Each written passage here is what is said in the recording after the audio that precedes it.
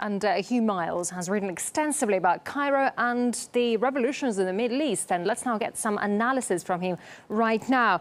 Mr. Hugh Miles, welcome to RT. It's good to have you with us. So why do you think military's launched what is basically a full-on assault on two of the protesters' locations there? Why? Sorry, can you repeat the question? Why have them? Of course. So why do you think the military has launched what is a full-on assault, and why are they doing it now? Well, the military have been preparing for this for some time. There have been leaks about this for several days. We were expecting it right after the Eid holiday, which was a couple of days ago, but I think the square was just too full of people then for it to be safe, and they thought that maybe they could frighten some people off by leaking about the attacks in advance. But now the military felt it had to make this move because this protest is blocking up a major thoroughfare in the centre of Cairo. It's causing serious disruption. They've been there for many, many days. So this is why they've gone ahead and taken this move. That's why they've done it. But still, there's a large number of Islamists in the country, and they're not planning to give up. So could we see the country slip into a lengthy civil war there? Well, it seems that anything is possible. Egypt is obviously sliding into a very desperate condition, and the future is highly uncertain. And all the predictions so far about what's going to happen in Egypt have all turned out to be wrong. So it is very difficult to say what's going to happen. There's various historical precedents, the Algerian model, the Syrian model, the Iranian model, none of them particularly attractive. What's clear is that Egypt is a very divided society. The Islamists, having won the last 4 democratic elections, are very popular. They can't just be swept under the table. It's not possible to turn the clock back to the Mubarak era.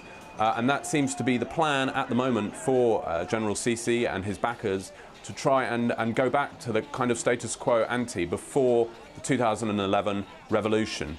But I think if that is their plan, they are dreaming, because Islamists in Egypt are now used to being free and being able to practice their religion the way they want.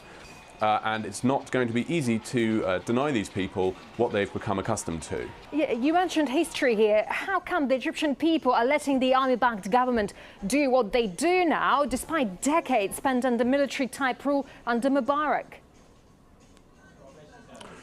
Well, the Egyptian people are very divided. And we're not all behind this move at all. I mean, this is a move which is being orchestrated, as far as we can tell, by General Sisi and the army. Of course, the army have spent decades ruling Egypt and have long been opposed to the Muslim Brotherhood, and they're very separate from the Muslim Brotherhood. The army tries to keep the Muslim Brotherhood out of their ranks. So the army and the security services generally in Egypt are very used to dealing with this enemy. So this is kind of back to the old school. It's back to the old rule book in Nasser's time or Mubarak's time, that Islamists are a threat to the state and that they can be locked up, repressed, shut down, and that's what we're seeing now. But it just seems like times have changed since these tactics worked, and it seems that the military is out of touch with the makeup of Egyptian society today, where Islamism has become extremely popular. And what we're really seeing now in Egypt is a clash between people who want Islam as their frame of reference against people who want a more secular kind of European-style frame of reference. And that's a very fundamental divide. It divides families, and it divides Egypt. Probably roughly half and half, I mean, is the best guess. So Egypt has to find a way of squaring this circle, and the obvious way is to have some kind of political reconciliation, some kind of power-sharing government where, for example, President Morsi is allowed back, but he has no other Muslim Brotherhood ministers, and Mohammed al-Baradei is his deputy, and maybe Hamdin al-Sabahi can run this ministry, and Amr Moussa can run another ministry. So everyone shares power, like as happened in South Africa after the end of apartheid. But unfortunately, there's been no indication of any kind of broad, inclusive, reconciliatory gesture. And what we're seeing instead is that the army and its supporters seem to think that they can go this alone without having any Islamists cut in on into the power sharing at all.